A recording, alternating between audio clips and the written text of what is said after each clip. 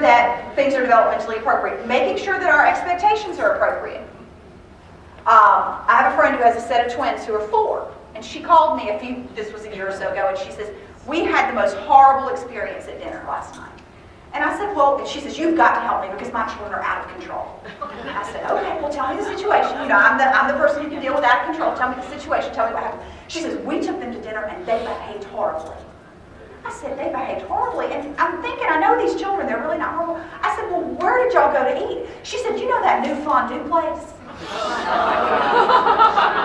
I said, fondue? You took 4-year-old children to a place with an open flame on the table? I said, this is not a child problem. This is a choice problem. Because if any of you have ever eaten fondue, it takes forever. I mean, that's a 3-hour meal. I mean, that's the meal that you go on with a person that you're just starting to date and you still really, really like them. Because you're going to be there a long time.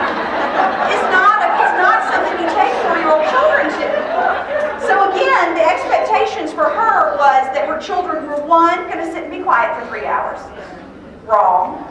2, that they were going to do good with an open flame on the table. She says, did you know what Dylan kept doing? He kept sticking stuff in the fire. Really? And that's your surprise? She said, he kept putting sugar packets in there. The whole place smelled like sugar. And I was thinking, I'm just glad he didn't have a cleaner or hairspray or lighter fluid, because that wasn't a good plan. So she thought, 1, they were going to go and be quiet. 2, they were not going to put anything in the fire. I'm just glad they didn't put their fingers in the fire. And then 3, that they were going to deal with the raw food. Because that's the other part you have to think about. You know, my husband always says, why would I take you to eat fondue? Why would I pay that much money to cook my own food? Well, I know the children are thinking the same thing. Where are the chicken fingers? Because this stuff is not cooked. So her expectations of what she expected from her 4-year-old twins was ridiculous. I do not think the children misbehaved. I think the children behaved like 4-year-olds do. And I don't think they'll be allowed back at the fondue restaurants. And we need to show that these skills are important. We often have parents that come to us and say, let me just tell you, my little pumpkin head, she reads, she knows all of her letters, she knows all of her numbers, and as a teacher you think, and she still spits on her friends when she doesn't get her way. But parents often really want to focus on that academic piece or some of those other things when you're thinking, I just need her to quit biting.